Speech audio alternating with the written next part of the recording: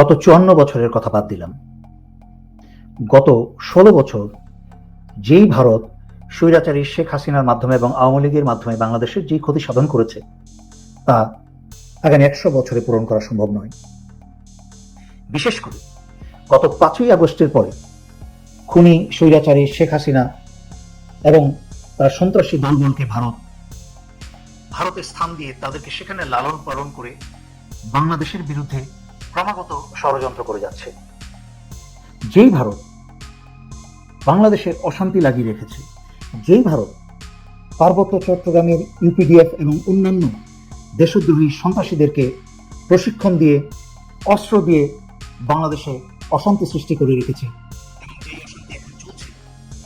এই সময় কার স্বার্থ রক্ষা করতে, কোন স্বার্থে বাংলাদেশ সেনাবাহিনীর সেনাপ্রধান ভারতে যাবেন, যেখানে স্বরাষ্ট্র উপদেষ্টা এবং এমনকি সামরিক বাহিনীর অনেক প্রতিনিধি বিভিন্ন মিডিয়ার সামনে এসে বলেছে যে এই পার্বত্য চট্টগ্রামের অশান্তির পিছনে ভারতের রয়ের হাত আছে এবং ভারতের সমর্থনে সবকিছু হচ্ছে।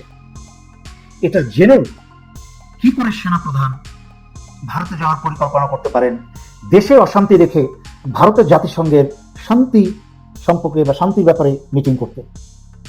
উনি কি ডক্টর ইউনূস, যিনি প্রতিরক্ষা মন্ত্রী, প্রধান উপদেষ্টার পাশাপাশি, সেনাপ্রধান কি ডক্টর ইউনূসের অনুমতি নিয়ে যাবেন নাকি না নিজ সিদ্ধান্তেই যাবেন? যদি নিজ সিদ্ধান্তেই যান উনি, ডক্টর ইউনূসের সাথে এই ব্যাপারে আলোচনা না করে, তাহলে সেটা হবে দেশদ্রোহিতা। তারপরে আসি, যেই ভারতে পলাতক স্বৈরাচারী খুনি হাসিনা তার সদল বলে আশ্রিত এবং জেনারেল ওয়াকারের আত্মীয় এই খুনি হাসিনা, আপনি কি মনে করেন যে জেনারেল ওয়াকার ভারতে যাবে আর খুনি হাসিনা ভারতের সাহায্যে সদল বলে জেনারেল ওয়াকারের সাথে গোপনে সাক্ষাৎ করবে না? এটাকে বিশ্বাস করা যায় যে কোনো প্রকার সাক্ষাতের এবং আলোচনার চেষ্টাও করবে না? আমি তো মনে করি না।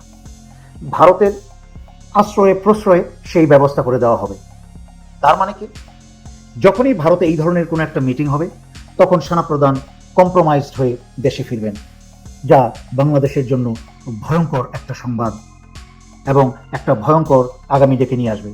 এই বছরের শুরুতেই আপনাদেরকে বলেছি যে এই বছরের শেষের দিকে দেশে একটা ভয়ঙ্কর পরিস্থিতির সৃষ্টি হবে, আমি কিন্তু তারই আলামত দেখতে পাচ্ছি। পাকিস্তানের সেনাবাহিনী নিজের দেশের ব্যাপারে এবং আভ্যন্তরীণ বিষয়ে এবং দেশের স্বাধীনতা সার্বভৌমত্ব রক্ষায় সবসময় সচেষ্ট ছিল, তাই বাইরের অন্যান্য কাজে খুব বেশি একটা নিজেকে জড়ায় নাই। তাই পাকিস্তান আজকে এত শক্তিশালী আণবিক বোমা থেকে শুরু করে অত্যাধুনিক অস্ত্রশস্ত্র এমনকি যুদ্ধ বিমান পর্যন্ত পাকিস্তান এখন তৈরি করছে। অথচ এই পাকিস্তানকে দেখি বাংলাদেশের স্বাধীনতার পর থেকে বরাবরই চেয়েছে যে বাংলাদেশের সেনাবাহিনী বা সশস্ত্র বাহিনী যেন সর্বক্ষণ বাংলাদেশের কাজে ব্যস্ত না থাকে, বরং অন্য কাজে জড়িয়ে পড়ে। তাই স্বাধীনতার পর থেকেই ভারত সবসময় সচেষ্ট ছিল কি করে বাংলাদেশকে অন্যান্য কাজে ব্যস্ত রাখা যায়, যেমন জাতিসংঘের শান্তি মিশন।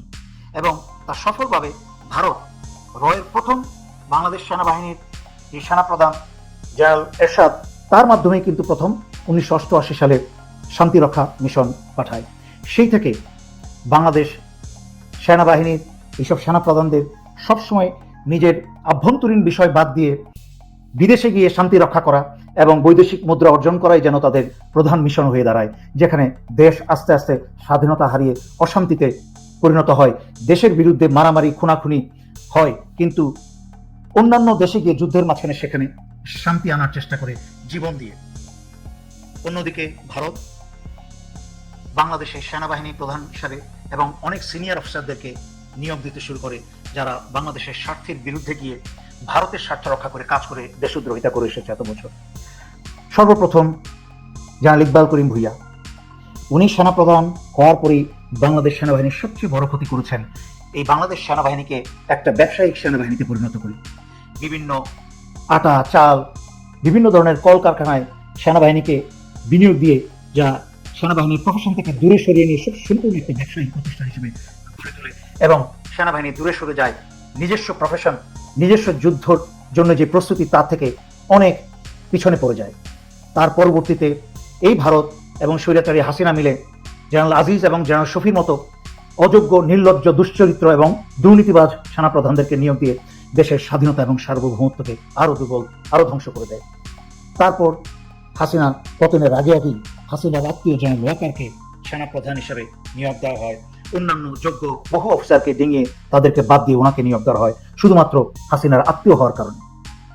ঠিক একইভাবে স্বৈরাচারী শেখ হাসিনা 1997 সালে পার্বত্য চট্টগ্রামে তথাকথিত শান্তি বাহিনীর সন্তুলামার সাথে একটা শান্তি চুক্তি করে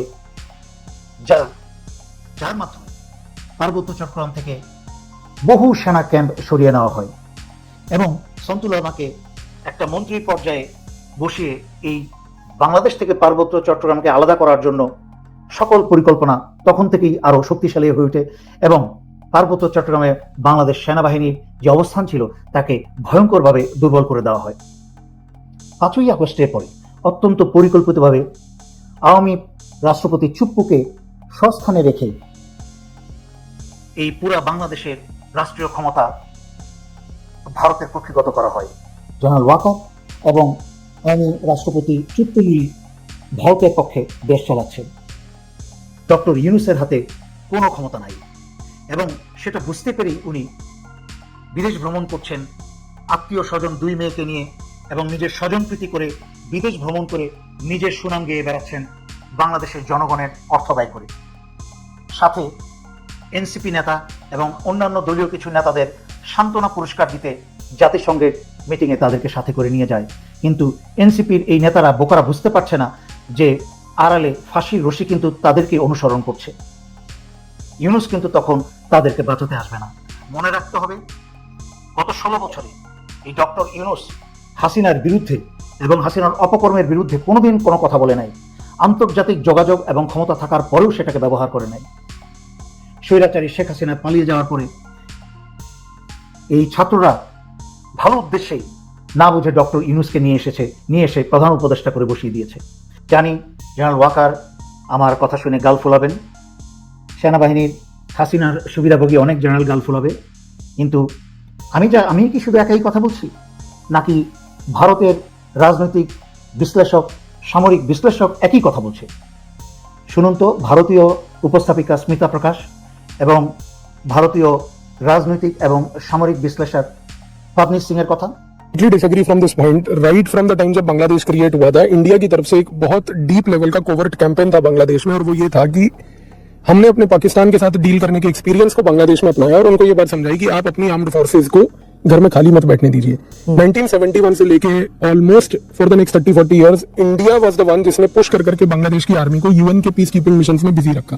क्योंकि अगर वो नहीं होते तो दिन आर्मी वहां पे खाली बैठी होती, और आर्मी खाली बैठी हुई पाकिस्तान में भी खाली बैठी हुई वो क्या कर रही है एवरीबडी नोस टू, क्योंकि तोप चलाना जरूरी है। तो वहां पर अब देखिए, क्योंकि जो बांग्लादेश की आर्मी भी है उसकी साइकी और उसका जेनेटिक स्ट्रक्चर वो पाकिस्तान वाला ही था, तो समहाउ उसको यूएन पीस कीपिंग में व्यस्त रखना, बिजी रखना बहुत क्रूशल था। इसी रीजन से आज बांग्लादेश की आर्मी इरिटेट हो रही है कि हमारा पीस कीपिंग कंट्रीब्यूशन खराब हो रहा है, हमें day to day law and order में आप व्यस्त कर रहे हो, हम बैरक्स में रहने के लिए खुश हैं या पीस कीपिंग में खुश हैं, ये काम हमसे मत कराओ जो पुलिस को करना था, और पुलिस वहां पे कुछ कर नहीं पा रही। One possibility I C happening in Bangladesh की वकारुज़्ज़मान जो अभी आर्मी चीफ है वहां का, वो एक मिलिट्री को करके अवामी लीग का सारा कैडर को इकट्ठा करके वो एक नई पार्टी बनाकर उसके तहत इलेक्शन लड़े against the BNP. This is a pattern that has happened historically in Bangladesh कि जब भी पॉलिटिकल सिचुएशन वल्नरेबल होती है, आर्मी चीफ को करके एक पार्टी या तो नहीं बना लेता है, जैसे जतिया पार्टी बनी थी या उससे पहले अपनी अवामी लीग बनी थी, और इसी तरीके से अदरवाइज जो है आप कंटेस्ट करोगे election. So there is a high probability कि वकारुज़्ज़मान के जो स्टेटमेंट्स आ रहे हैं आर्मी चीफ के, ये फ्रस्ट्रेशन शो कर रहे हैं इस तरीके से कि he might just do a कू।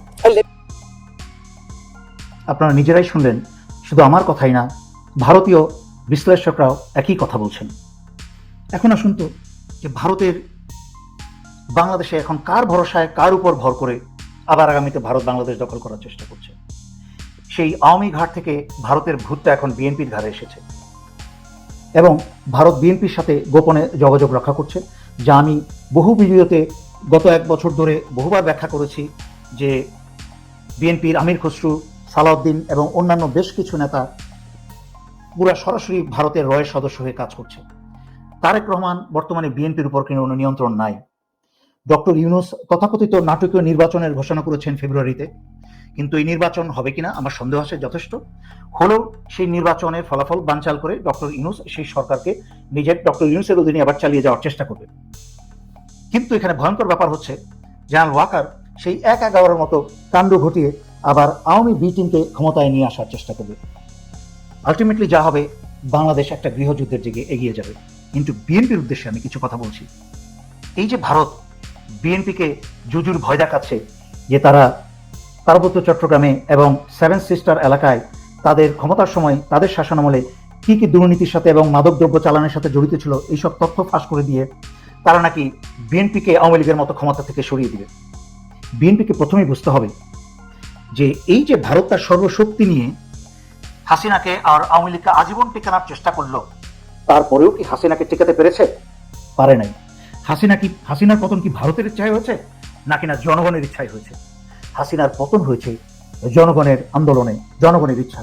সুতরাং আপনারা ভারতের মন জয় না করে বাংলাদেশের জনগণের মন জয় করার কেন চেষ্টা করছেন না? আপনারা কেন এতটা বোকা? কি আশ্চর্য!